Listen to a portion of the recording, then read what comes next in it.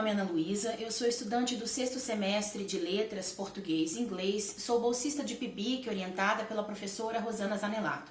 A nossa pesquisa se intitula A Construção do Narrador em Narrativas Escritas por Indígenas Brasileiros e tem como objetivo a discussão da existência ou não de uma alteridade entre o narrador dessas narrativas e o que a gente compreende por narrador dentro do cânone da literatura ocidental. A relevância da nossa pesquisa é justamente a de trazer essas narrativas ameríndias para dentro da academia, propondo que ao discutirmos as culturas dos povos ameríndios, nós o façamos justamente por meio de narrativas de pessoas pertencentes a esses povos. Para embasar a nossa pesquisa, portanto, nós nos utilizamos de algumas proposições clássicas dentro do âmbito da literatura, dentre elas a definição de narrador e de contador de histórias propostas pelo Walter Benjamin, além de proposições teóricas de pesquisadores cujo objetivo é justamente o da discussão, da análise, da reflexão a respeito de narrativas ameríndias, dentre elas a Librande Rocha e também a Thiel. Além disso, a gente fez uma análise dos textos publicados numa coletânea em parceria com o IPED de uma comunidade terena que saiu em 2019. Então, de forma bem resumida, porque o tempo é curto, a conclusão a que nós chegamos foi a de que existe sim uma alteridade entre o narrador das narrativas ameríndias e esse narrador clássico da literatura ocidental que a gente conhece.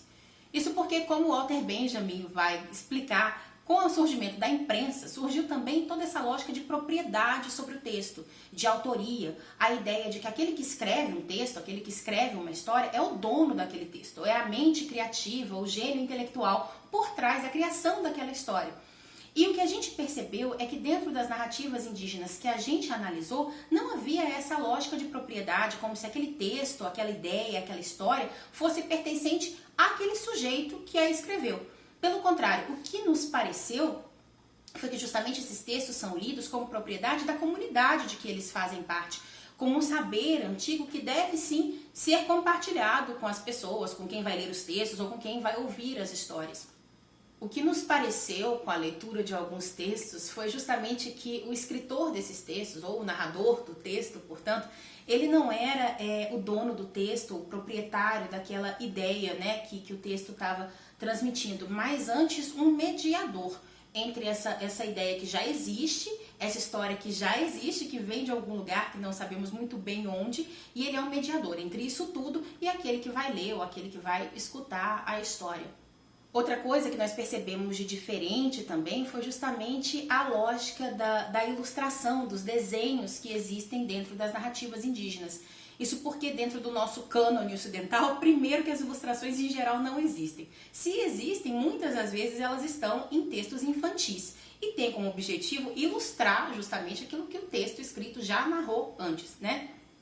Dentro dos textos indígenas, essa não é a lógica. O desenho, ele é uma mensagem completa, assim como o texto é uma mensagem completa. Então, quando o desenho é inserido dentro da narrativa indígena, ele é uma outra mensagem que não estava no texto e que não poderia ser transmitida por meio do texto. Então, para concluir, mais importante para nós foi, na verdade, a discussão proposta pela Librande Rocha do conceito de alteridade, em que ela vai falar que para que exista uma alteridade, ou seja, uma diferença, é necessário também que exista uma referência, uma norma, uma regra, né? E tudo que destoar dessa norma, dessa regra, vai ser a alteridade, vai ser a diferença, vai ser o estranho, o esquisito, o inovador, não sei. O que a Librande Rocha propõe é que justamente nós saiamos desse lugar de referência em que a literatura ocidental geralmente está e troquemos de posição. Vamos, por exemplo, para a literatura ameríndia enxergando essa literatura como referência e olhando para o resto como alteridade. O que será que a gente poderia descobrir de novo a partir disso? Como é que a gente poderia ler o mundo ou ler os sujeitos se nós trocássemos as posições de referência e de alteridade, né? Então, o que essa autora vai propor e o que a gente pensou também foi justamente que todas essas literaturas são possibilidades de escrever, que esses narradores diferentes são possibilidades de narrar e não necessariamente que existe uma regra, que existe um correto e todo o resto é alteridade.